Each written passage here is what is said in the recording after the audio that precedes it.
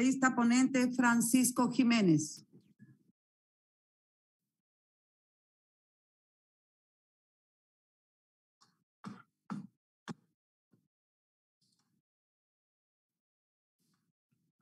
Gracias, señora presidenta, señores asambleístas. ¿Sí me escuchan? Sí le escuchamos, compañero asambleísta. Muchas gracias, señora presidenta. Tengo una presentación que me gustaría ver si la secretaría pues la puede poner en pantalla. Perfecto. Muchísimas gracias. Proceda, señor secretario. Listo. Bueno, como ustedes acaban de escuchar, señores asambleístas, señora presidenta, acabamos de revisar la integralidad del informe de segundo debate respecto del estatus del Consejo de Gobierno de Galápagos. Solamente para recapitular un poco en esas condiciones, esta ha sido una propuesta de enmienda constitucional que fue presentada por el ex asambleísta Washington Paredes en diciembre del 2019 y recibió informe autorizando parte de esas propuestas en julio del 2020 por la Corte Constitucional. Él buscaba efectuar una serie de reformas, o mejor dicho, de enmiendas a los artículos 244 y 258 de la Constitución, pero la Corte Constitucional, al circunscribir el debate y analizar dichas propuestas, consideró que el 60 o 70% pues transgredían una serie de aspectos que no ameritaban el seguimiento, o mejor dicho, el trámite vía enmiendas, y autorizó dos aspectos que son los que vamos a ver ahora a continuación. Por favor, si vamos a la siguiente lámina. Como ustedes saben, el procedimiento constitucional autorizado es el que establece el artículo 441 de la Constitución de la República, que en pocas palabras quiere decir que el proyecto se va a tramitar en dos debates. El segundo debate, que es en el que estamos ahora, se realizará de modo impostergable en los 30 días siguientes al año de realizado el primero. Y si es que se aprueba, pues es decir, si la reforma obtiene el respaldo de las 2/3 partes de los miembros de la Asamblea, entonces se entendería aprobada. Que en este caso es impropio hablar de reforma, porque como ya dije, estamos hablando desde enmienda. El primer debate tuvo lugar el 8 de enero del 2021 y hoy, 13 de enero, estamos en el segundo debate, por lo tanto nos encontramos dentro de lo que establece el 441 de la Constitución. Por favor, la siguiente lámina, si es tan amable. Señor secretario, gracias. Como ya dijimos, el asambleísta Washington Paredes el ex asambleísta fue el que presentó dentro del periodo legislativo 2017-2021 esta iniciativa, que fue resuelta en julio, comunicada en agosto. ¿Y cuál es el objeto? El objeto son dos cuestiones que son fundamentales.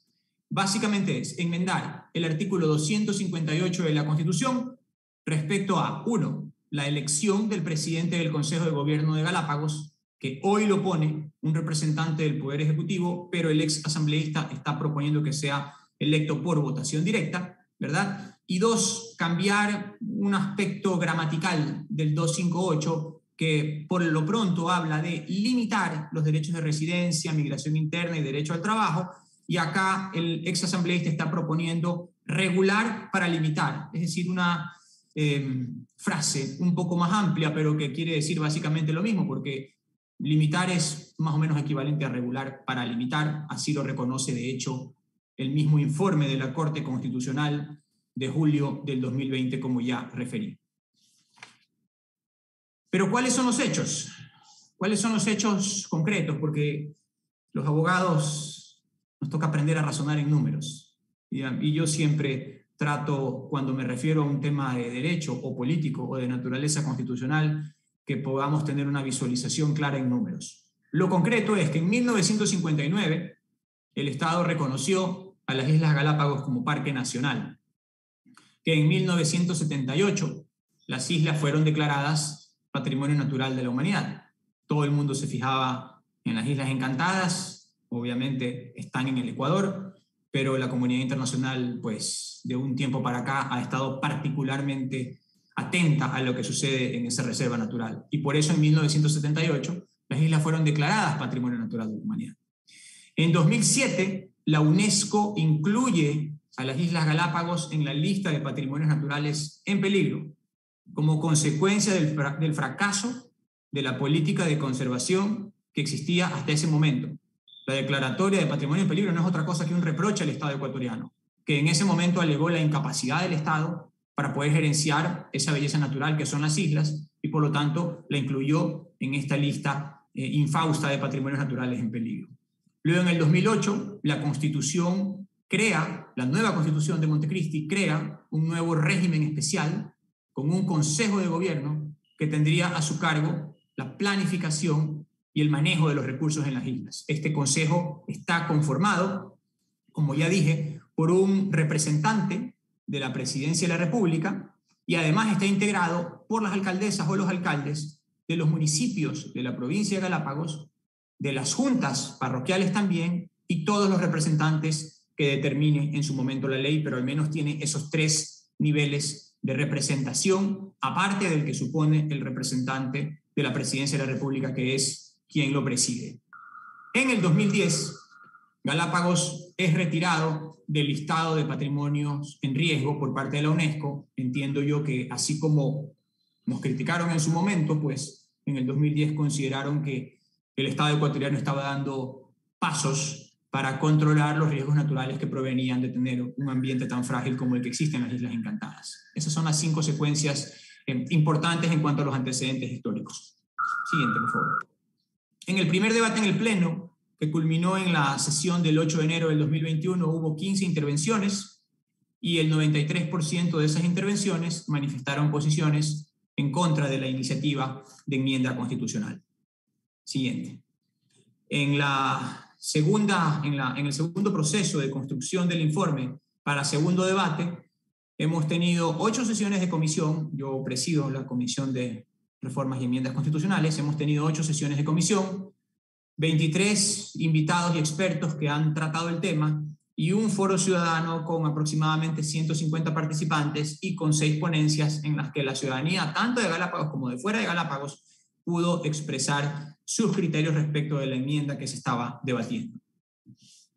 Sigamos adelante. ¿Cuáles son las 2 temáticas para retomarlas? 1, la forma de elección del presidente del Consejo de Gobierno de Galápagos, hoy nombrado por el presidente, el ex asambleísta Paredes, buscando que sea elegido por votación popular. Y el otro, que es el cambio de enunciado para que ya no diga regulación, para que ya no diga limitación, como dice actualmente, sino más bien regulación. Es decir, abriendo un poco más el abanico para volver a reevaluar los derechos de residencia, de migración interna y de derecho al trabajo. Pero ojo, que es regulación con el fin de limitar, como ya revisamos dentro de la propuesta de enmienda constitucional presentada por el ex asambleísta Paredes.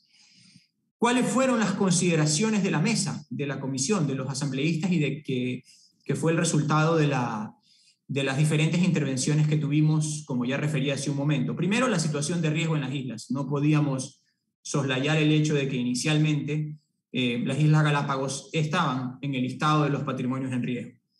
Segundo, la necesidad de contar con un régimen especial. Obviamente, pues si tenemos un ecosistema con ciertas particularidades, que tiene ciertas condiciones irrepetibles que no están ni siquiera en el resto del Ecuador y tampoco en el resto del mundo, entonces amerita también un tratamiento especial, que fue la institucionalidad de la cual se dotó a las islas con la Constitución del 2008 y que se organizó en función de un estricto apego a los principios de conservación de nuestro patrimonio natural.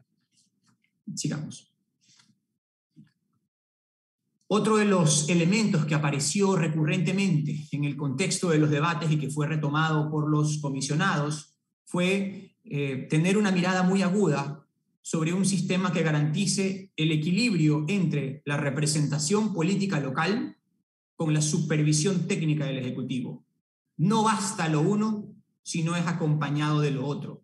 Se necesita representación local, obviamente, porque la representación local es un requisito básico de la democracia para cualquier territorio que se pretende regentar. Si las personas no tienen derecho a decidir lo que sucede en su territorio, pues entonces ¿de qué tipo de democracia estamos hablando? Y por eso es que, como parte del Consejo de Gobierno, están incluidos los representantes de las diferentes alcaldías, pero también la supervisión técnica del Ejecutivo. Esto debido a las características de especialidad del territorio de las Islas Encantadas, de las Islas Galápagos. Si aceptáramos el esquema que se nos está proponiendo ahora, simplemente se suprimiría cualquier aspecto de supervisión técnica. y lo dejaría exclusivamente solo con componentes políticos, producto de las elecciones que se llevarían a cabo en las islas para elegir absolutamente a todos los que forman parte de quienes toman las decisiones, quienes tomarían las decisiones en ese Consejo de Gobierno. El otro aspecto que resultó sistemático dentro de las exposiciones que se llevaron a cabo fue la garantía también, la mejor manera de garantizar ese equilibrio medioambiental del conjunto del sistema en concordancia con el espíritu de la Constitución.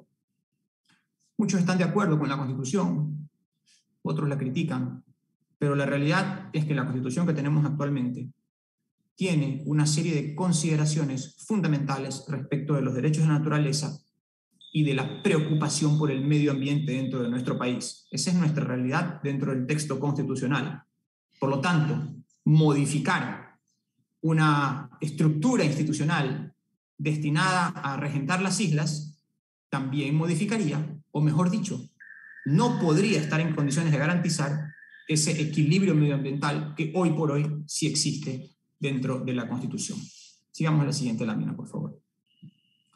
Respecto del cambio enunciado sobre la regulación de la residencia, la migración interna y el derecho al trabajo, de acuerdo al informe que envió la Corte Constitucional, este es más bien un cambio gramatical, más que un cambio en el estatus del derecho a migrar o a la libertad de tránsito, puesto que la Constitución actualmente en el artículo 258 dice limitar los derechos de migración interna, y la redacción propuesta sería regular con el fin de limitar. Eso hace concluir a la Corte, y en ese criterio nos adherimos dentro de la mesa, que no representa ni un mejoramiento ni un empeoramiento de los derechos de migración interna, ni la libertad de tránsito en las islas, porque tal como se encuentra hoy establecido dentro del artículo 258, ya está ese aspecto debidamente regentado por lo que establece ese articulado.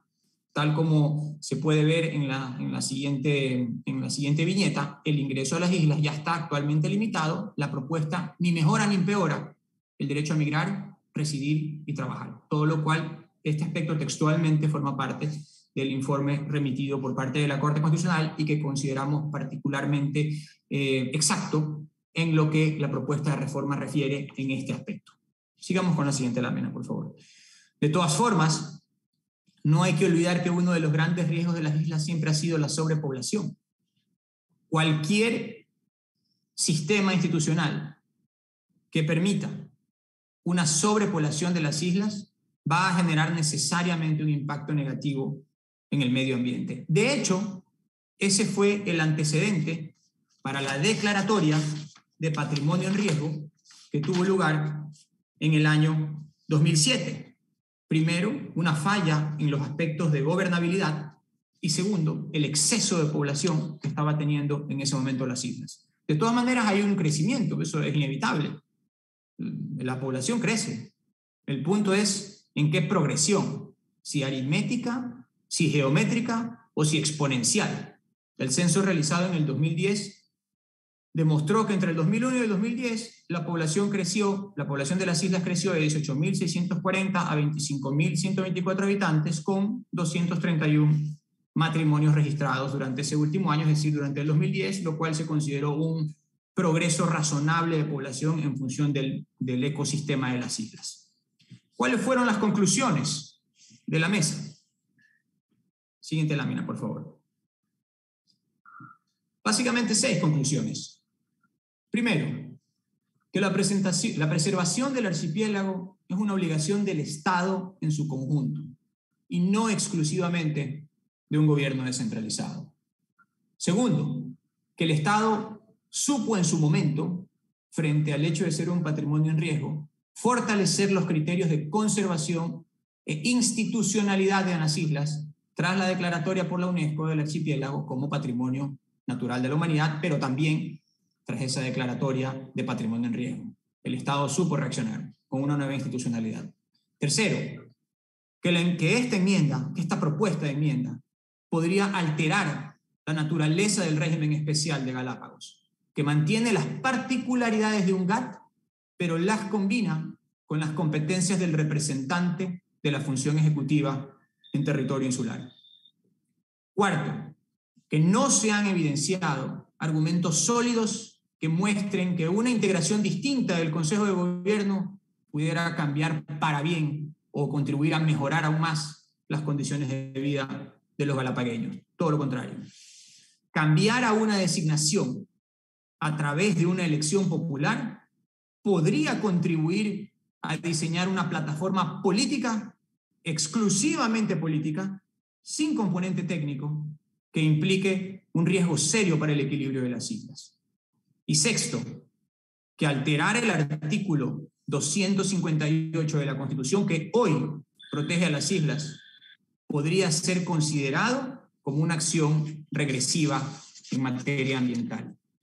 Por estas consideraciones, la recomendación de la comisión que presido, con 6 votos a favor, es que no se debe alterar el texto constitucional, en particular lo que contiene el artículo 258, porque ese articulado ha permitido enfrentar con eficiencia los principales problemas de las islas y que por lo tanto esta enmienda o esta propuesta de enmienda no debe ser aprobada.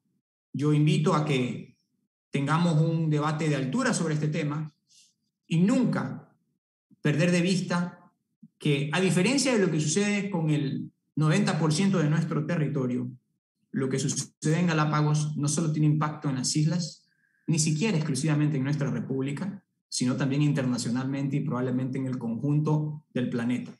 Quiero finalizar, no sin antes agradecer el trabajo comprometido y activo de los diferentes comisionados, de mis colegas asambleístas que forman parte, de los 7 colegas que forman parte de la Comisión de Reformas y Enmiendas Constitucionales, sin cuyo aporte la confección de este informe no hubiese sido posible. Muchas gracias, señora presidenta, señoras y señores asambleístas. Muchas gracias.